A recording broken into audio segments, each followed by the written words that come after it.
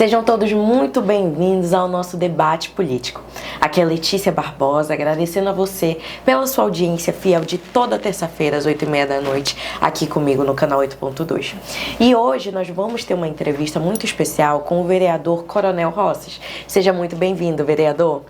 Eu que agradeço, Letícia, mais uma vez o convite aqui do Portal Convergente.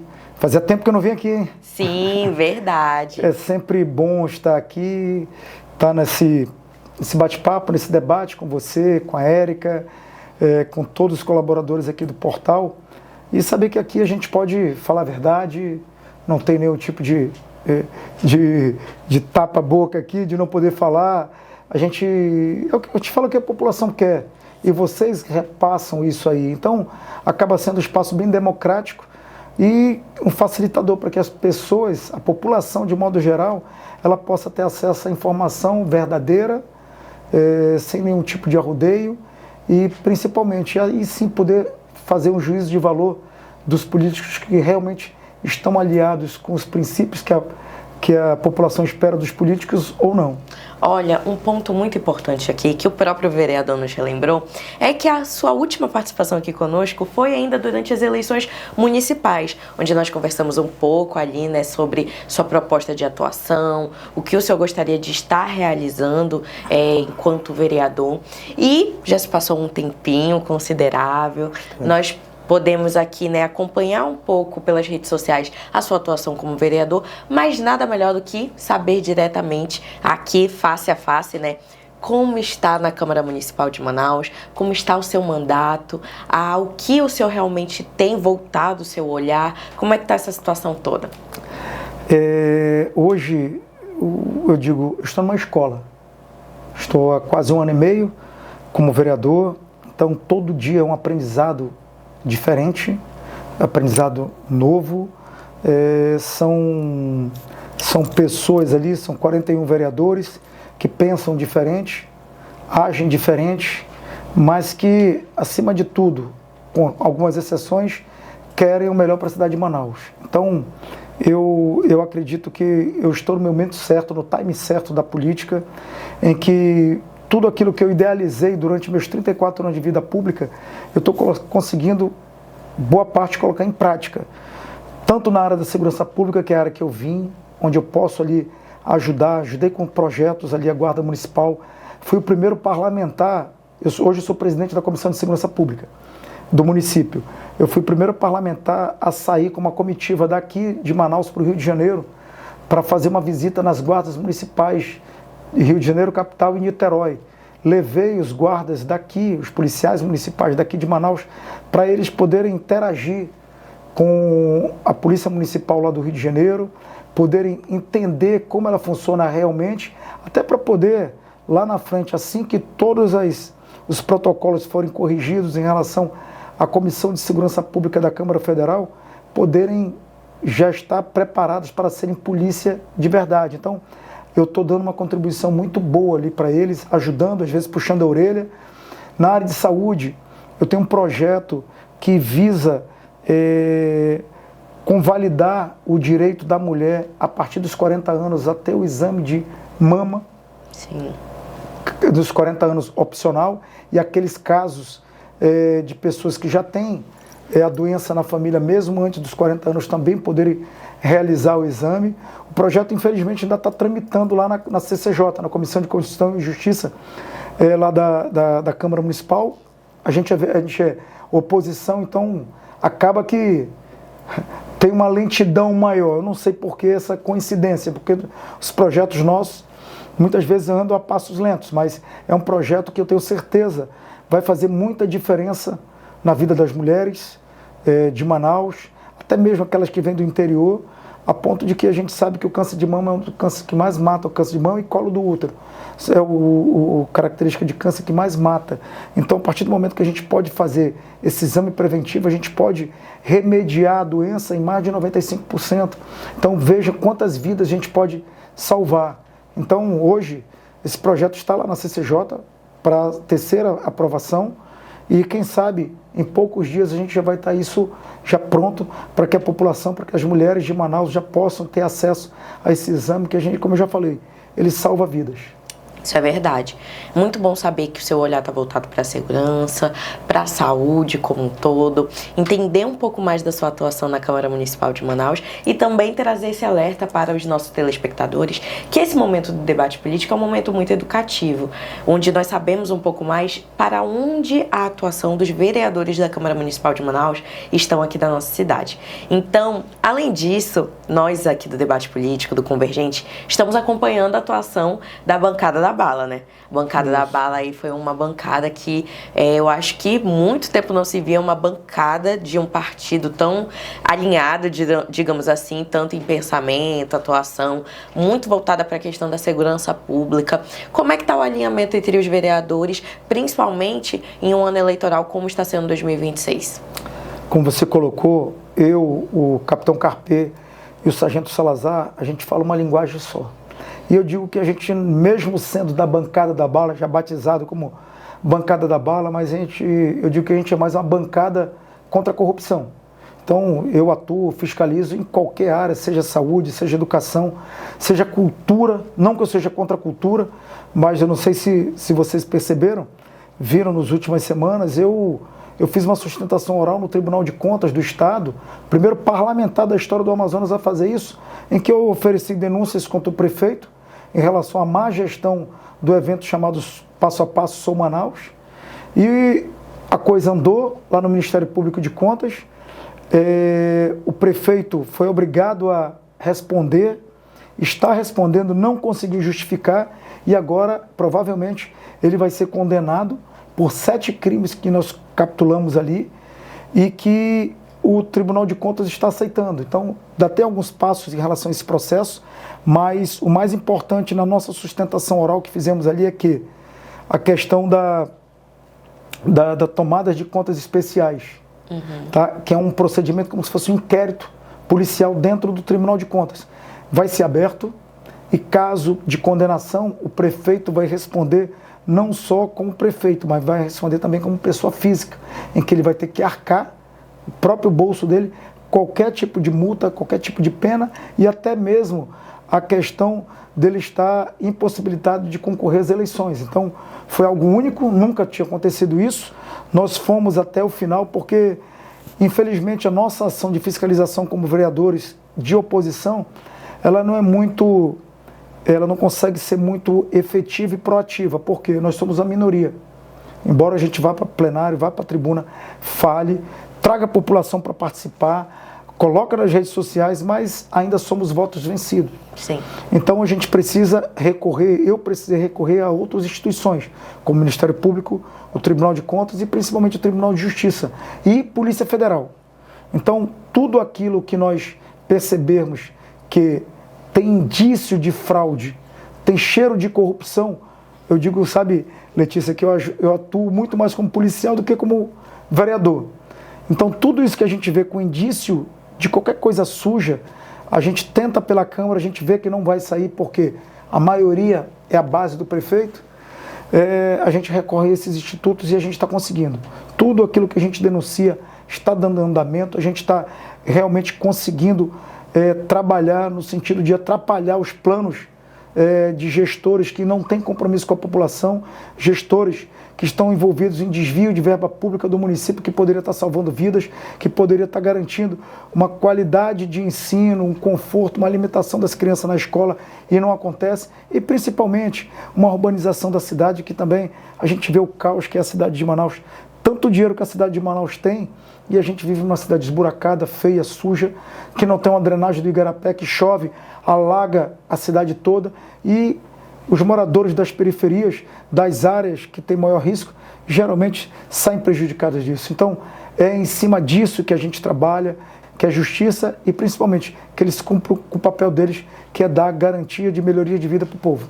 O senhor citou também aqui alguns casos de fiscalização, como esse que o senhor realiza, a bancada como um todo realiza, e um ponto que a gente precisa falar, até mesmo para entender a sua colocação, o seu lado, é que nesse ano de 2026 ocorreu uma polêmica na UFAM, que é a Universidade Federal do Amazonas, onde o senhor teve uma situação ali que que foi criticada por alguns, elogiada por outros, e nós queremos entender qual a sua visão do que vem acontecendo na Universidade Federal do Amazonas e por que ocorreu aquela situação.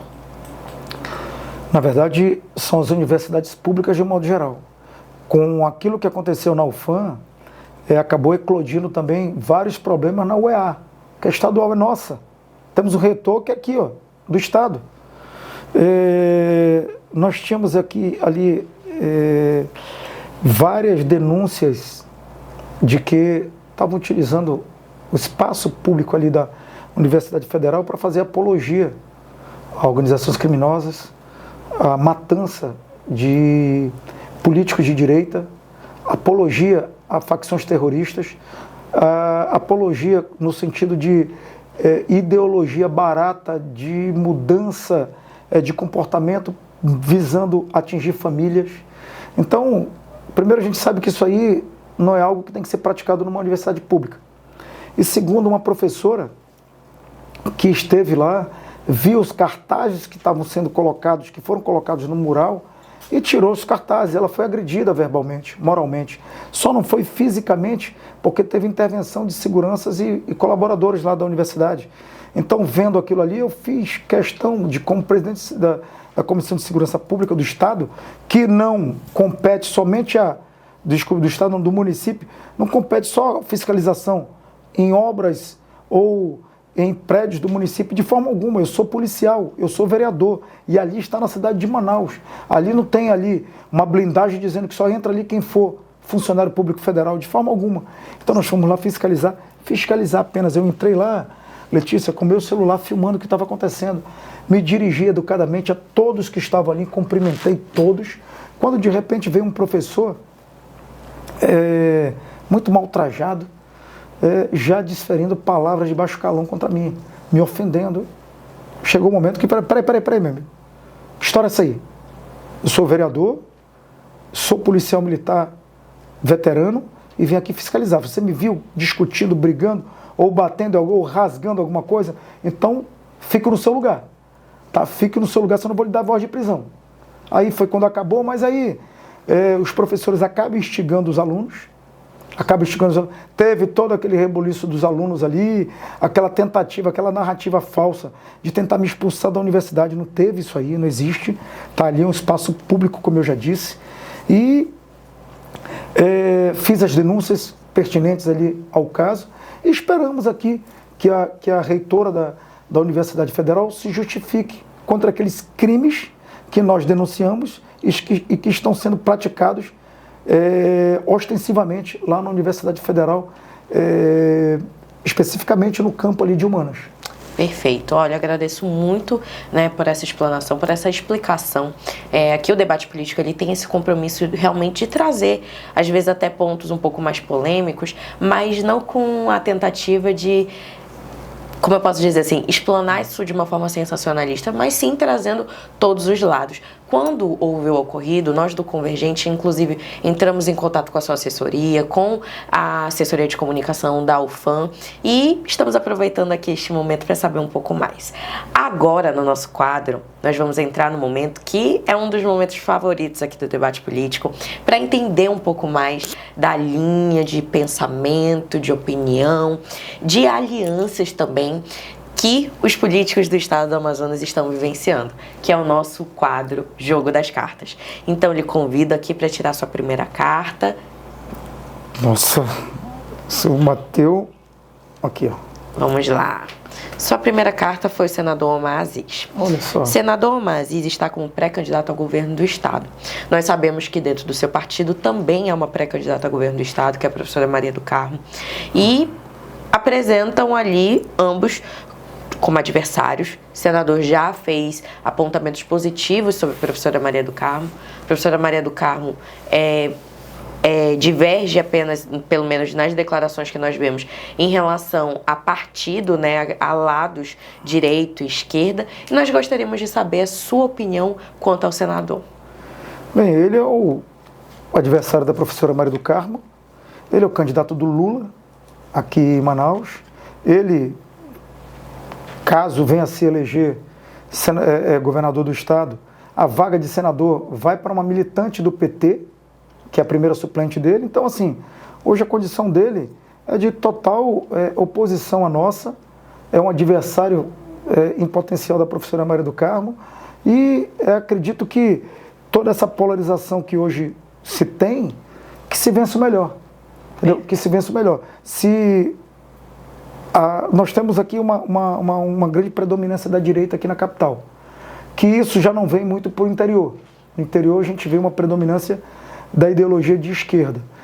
Mas eu acredito que aquelas pessoas que estão indecisas, que não têm um posicionamento, elas sejam fundamentais nessa disputa de direita e esquerda, essa polarização. Eu ainda acredito que o que vai fazer a diferença vai ser a questão da corrupção, que está acima dessa ideologia. Tá? Então, aqueles que tiverem menos envolvimento com esse tipo de linha de conduta, de ação, o histórico nisso aí, eu creio que vai levar vantagem, porque a população já está cansada, né?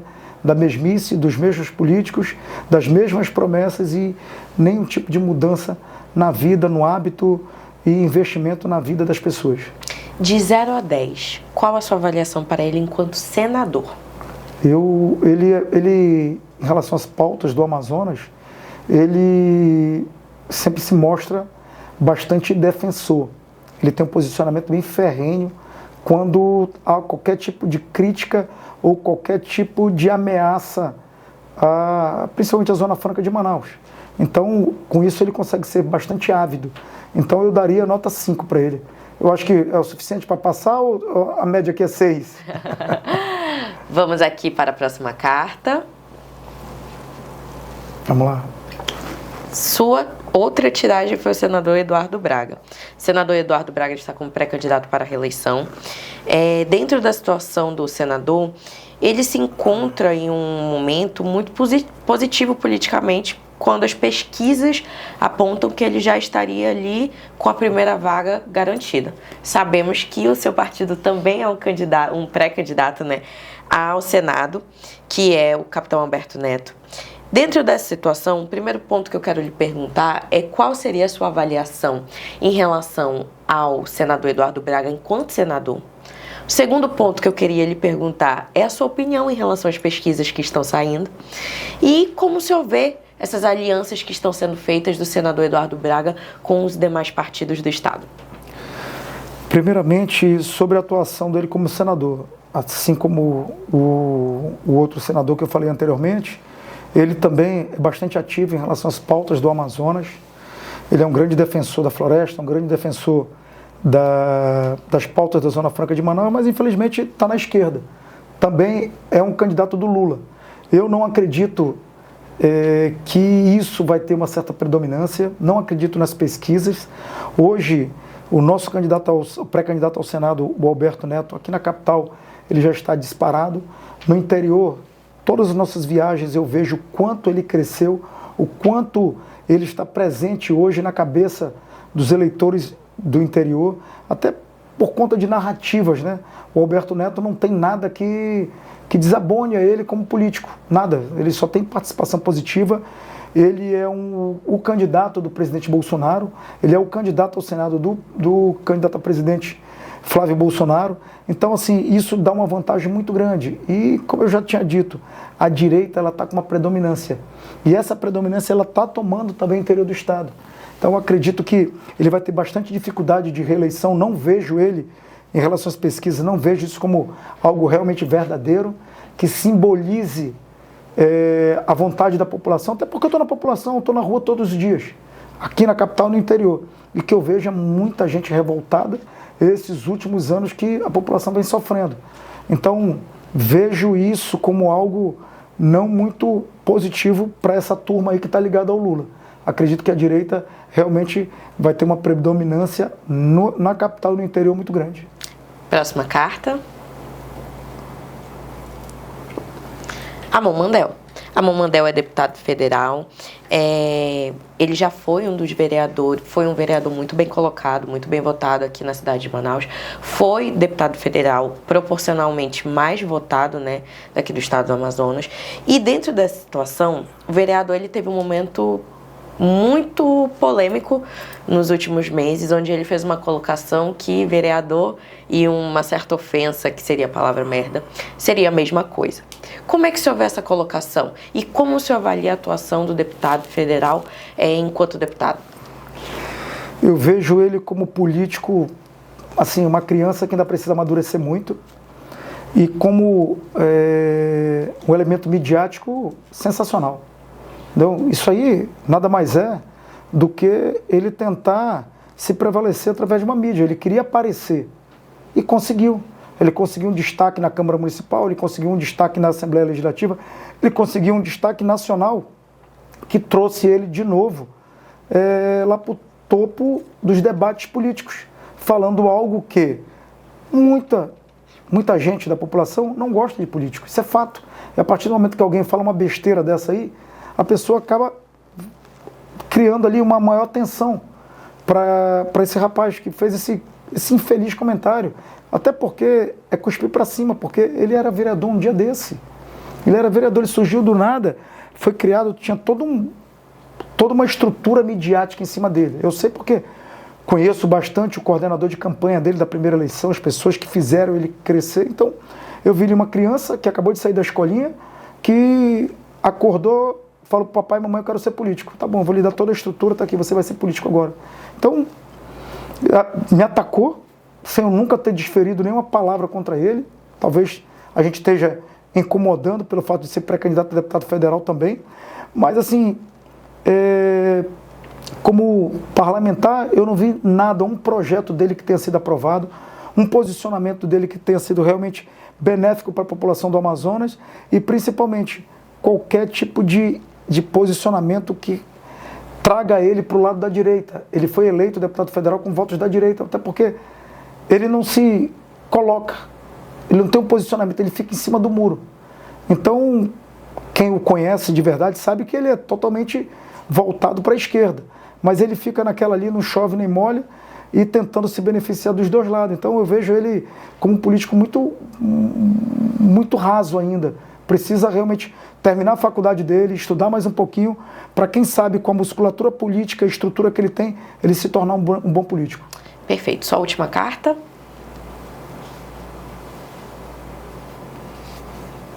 Essa não quis sair. Daniel Almeida, deputado estadual Daniel Almeida.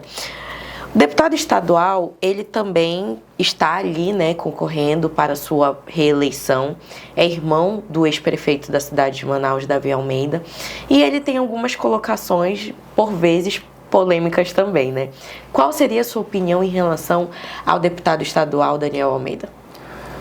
Ele já atacou por diversas vezes nós parlamentares da direita, do PL, assim como os outros também. Ele pertence à esquerda, ele pertence à bandeira do Lula. O irmão dele, o pré-candidato lá, o Davi Almeida, também é da esquerda. E eles tentam, através de uma igreja, navegarem dentro de uma esfera que não lhes pertence. Eu vejo o posicionamento dele como político, como deputado, muito raso, muito vazio também, que não tem uma pujança, que não tem um lado definido. Outro dia ele estava ali quase saindo em vias de fato com o presidente da Assembleia, que hoje é governador, Roberto Cidade. Agora já está trocando juras de amor com quem era o seu algoz. Então, eu vejo ali ele como alguém sem expressão, que foi eleito pelo irmão, todos sabemos. O irmão tinha que fazer alguém dar confiança dele, até porque o Davi Almeida ele não abre espaço para os demais, é só as pessoas da família dele, tanto agora que ele vai fazer de tudo para eleger a filha, os demais candidatos a deputados federais que se dane, mas quem tem que eleger é a filha dele. E também reeleger o irmão. Então, assim, não é porque é filho, o irmão de político, que seja uma boa pessoa, que seja um bom político, que tenha um comportamento ilibado. Isso não tem, isso não convalida a pessoa ser assim. Então eu vejo ele como mais uma mente vazia que foi colocada pelo sistema numa condição de deputado. Olha, nós vamos entrar agora em um outro momento e agradeço muito de antemão a sua opinião, seus esclarecimentos, a gente entender um pouco mais, né, sobre qual a sua visão em relação aos políticos do nosso estado. E dentro dessa situação, O senhor fez uma colocação que seria em relação à pesquisa. O senhor trouxe aí um ponto que o senhor disse que o senhor não acredita muito em pesquisa. Por que dessa colocação? O que leva o senhor a não acreditar em pesquisa? E é uma crítica que vem sendo feita, inclusive o diretor da pesquisa do Instituto Pontual Pesquisa, ele fez, que é o Eric Barbosa, em relação que quando os candidatos estão bem colocados, eles colocam a pesquisa como verídica, como verdadeira, como realmente pontual, digamos assim, e quando eles não estão tão bem colocados, o Instituto não é correto, a pesquisa não foi feita corretamente. Como é que o senhor vê essa situação? Eu acho que nós temos experiências que corroboram com isso. Se a gente voltar no tempo, se remeter a 2024, a eleição de prefeito, o Roberto Cidade aparecia na frente, nas pesquisas. Ele parecia como o favorito. E até mesmo usando esse subterfúgio, ele foi a Brasília tentar invalidar e cancelar a candidatura do capitão Alberto Neto. E que nós tivemos no final? Que o Alberto Neto foi para o segundo turno, perdeu a eleição, é claro, pela máquina da prefeitura, que ela entrou avassaladora, realmente levando toda a estrutura da prefeitura, o que fez com que, ficou uma eleição injusta, uma eleição que não tinha como ganhar. O Davi Almeida não ganhou porque a população morria de amores por ele, isso ficou claro para todo mundo. E o Roberto Cidade ficou em quinto.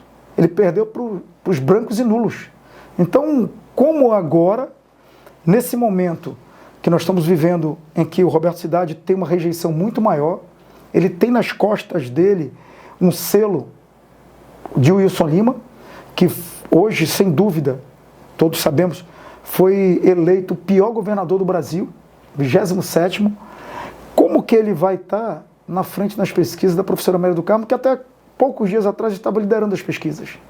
Então, aí outra, a questão da Maria do Carmo. Nós saímos com ela na rua, aqui nas ruas aqui em Manaus, a professora Maria do Carmo ovacionada. Todo mundo vê nela como uma esperança, todo mundo aplaude, todo mundo vai atrás dela, todo mundo quer tirar uma foto com ela. Chegamos ontem da calha do Madeira, fomos em 5 municípios.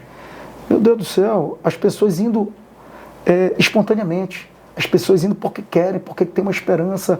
E olha, professora, por favor, nós queremos a senhora e tal. Todos os outros 3 candidatos já foram governadores, ou são. Então, olha como nós estamos.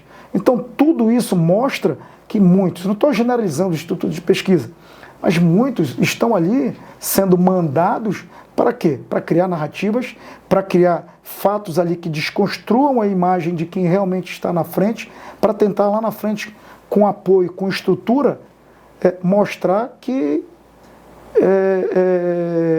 os candidatos têm viabilidade.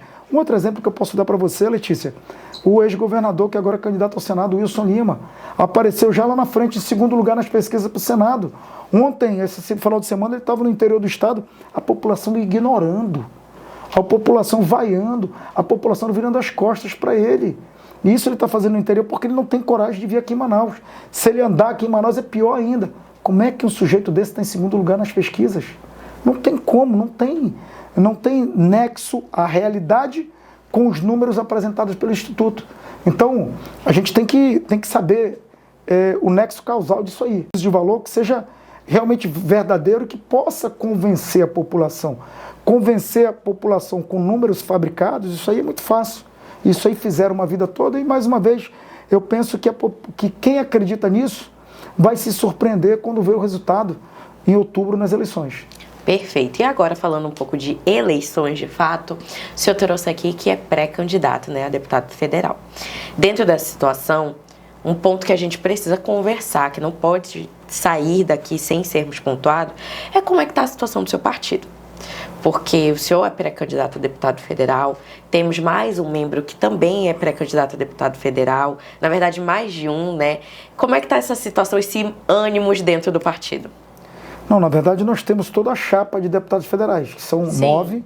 O presidente do partido teve ali o cuidado de escolher os melhores nomes, as melhores pessoas, principalmente ver quem é ficha limpa, para que possa ali concorrer.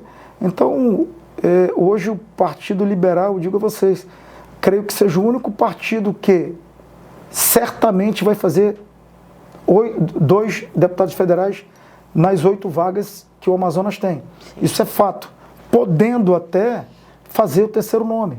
Porque com a polarização, mesmo quem não é de direita está vendo na direita a solução para os problemas do nosso estado, da nossa cidade e principalmente do nosso país. Porque hoje, a nível municipal, estadual, federal, nós só temos tragédia, nós só temos caos em todas as esferas e a população se cansou disso. Aí eu digo, isso aí vai além de ideologia, isso vai realmente de corrupção, a população não quer mais isso, a população não quer mais as mesmas pessoas e ela está apostando nesses novos nomes. E dentre esses nomes, eu fui escolhido pelo presidente Bolsonaro e não estou aqui porque eu quero agora ser deputado federal, não. Eu estive com o presidente Bolsonaro, junto com o capitão Alberto Neto, e ele me deu essa missão de vir candidato a deputado federal e substituir o Alberto Neto à altura. O Alberto Neto foi excelente parlamentar, ele é um excelente deputado federal, todas as pautas da direita, ele está, na verdade não digo nem pautas da direita, pautas do que é certo, tá? Do que é correto, do que vai realmente beneficiar a população brasileira, ele corrobora, ele debate, ele discute, quando é algo errado ele vai lá, corrige, tá? Fiscaliza. E hoje o meu papel vai ser esse aí. Eu vejo que vai ser, eu eleito, vai ser uma função muito árdua, substituir o Alberto Neto à altura dele, à altura que ele foi como parlamentar. É uma missão muito destemida, é uma missão difícil, mas eu nunca fui forjado em tarefas fáceis, sempre foram tarefas difíceis, quase impossíveis, por isso que eu estou aqui hoje. Algumas semanas atrás, o presidente Lula esteve aqui na nossa capital e houve uma visita, para a questão da BR-319. Dentro dessa situação, muitas pessoas apontam e apostam aí realmente na evolução em que esse ano possivelmente sairia a BR-319. Como é que você vê, primeiro, esse empecilho que nós estamos vivendo no segmento dela e a possibilidade dela realmente sair? Isso é conversa fiada. Isso é mais uma narrativa criada pela esquerda. Eles tiveram mais de 20 anos para pavimentar, não é construir uma nova estrada, é pavimentar o que já está construído ali.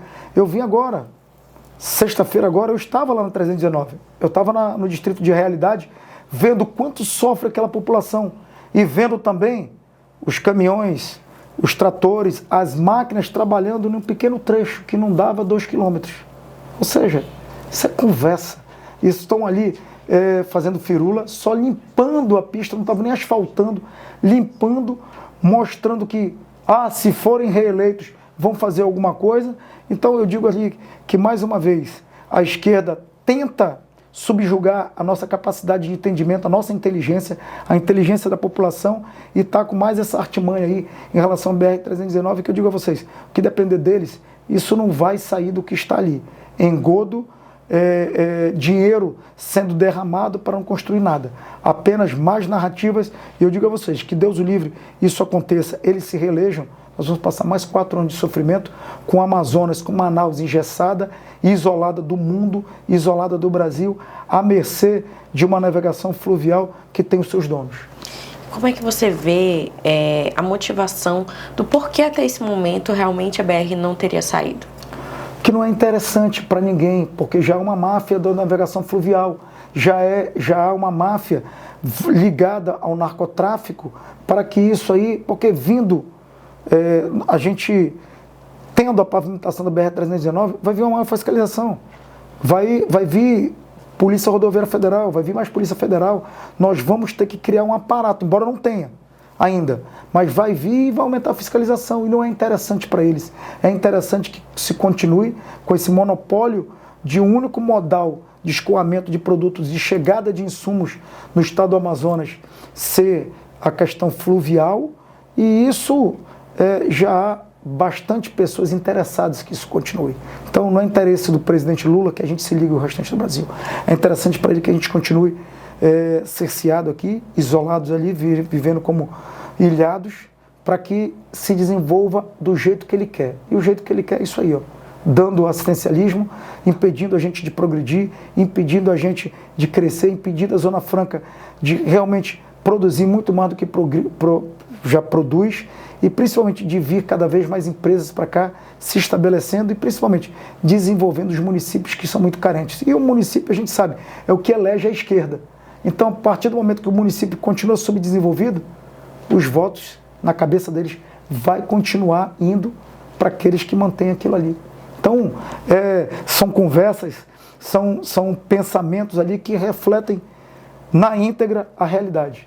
Vereador, para nós finalizarmos a nossa entrevista, eu gostaria de lhe fazer 2 questionamentos, na verdade, um questionamento e um pedido. Esse questionamento é em relação além da questão do convite do ex-presidente Jair Bolsonaro, que o senhor mencionou aqui, para vir para deputado federal, qual seria a sua motivação, né, para participar deste pleito enquanto pré-candidato? E deixar aqui uma sugestão, um pedido, um conselho, né, para os nossos eleitores do ano de 2026, do que o senhor espera, né, dos eleitores nessas eleições. Primeiramente, o que me motiva a estar aqui, eu não preciso de cargo político para sobreviver junto com a minha família, mas o que me motiva a estar aqui é saber que eu posso contribuir muito para o meu estado, principalmente em 2 áreas que hoje eu tenho maior fascínio. Uma é segurança pública. Eu sei que hoje nenhum candidato, nenhum pré-candidato a deputado federal tem a capacidade de realmente atropelar as facções criminosas dentro da fronteira do que nós temos, do que eu tenho. Tá? Eu trabalhei na fronteira, eu morei na fronteira, eu conheço a realidade, eu estou pelo menos a cada 3 meses na região de fronteira ali conhecendo. Hoje, as tratativas que nós temos com os órgãos, as instituições policiais federais para que a gente possa aparelhar, equipar, motivar os policiais, ninguém tem. E isso, eu falo que não é nenhuma promessa política, é algo que eu estou me comprometendo a fazer porque é uma necessidade, é uma obrigação minha fazer. E a outra área é a seara da saúde. Eu vejo o quanto o nosso estado ele está na decadência, está no caos da saúde, seja na capital, seja no interior. Esses últimos 8 anos eles realmente passaram com um rolo compressor em que destruiu tudo que tinha na saúde. Nós passamos 8 anos de um governo que nunca construiu um hospital. O único hospital construído foi o CEPCOLO, o Centro de Prevenção ao Combate ao Câncer de Colo de Útero, que não foi o governo do estado, foi o deputado Péricles, através de 95% das suas emendas que ele destinou para aquele centro. E o governador bateu no peito dizendo que tinha sido ele, mais uma mentira grande. E assim, eu vejo a gente, por ter um tato, por ter uma proximidade com a população, não que a gente não vá atuar na infraestrutura, no ensino, na educação, no saneamento básico, não, mas eu vejo hoje que o câncer integrado aqui, que vem imperando o nosso estado, é a saúde e a segurança pública. E eu me vejo muito preparado para atuar ativamente, até porque hoje eu tenho uma conexão direta com o presidente, com o próximo presidente, o senador Jair Flávio Bolsonaro. Eu estive com ele a semana passada lá em Washington, em que eu fui convidado para estar na Casa Branca, poder levar a realidade do Amazonas, mostrar para ele quem é de fato de direita e quem não é. Então isso tudo convalida a gente e nos coloca realmente como alguém que tem uma sensibilidade muito maior para os problemas que o Estado passa. Olha, muito obrigada pela sua participação e gostaria de agradecer a você, nosso telespectador, por esse programa, por essa participação especial aqui conosco. Aqui no Debate Político nós estamos toda terça-feira às 8h30 da noite, tanto no canal 8.2 quanto no YouTube do Convergente da Região da Digital. Então, muito obrigada pela sua participação e toda terça-feira nós temos o nosso compromisso marcado. Até mais!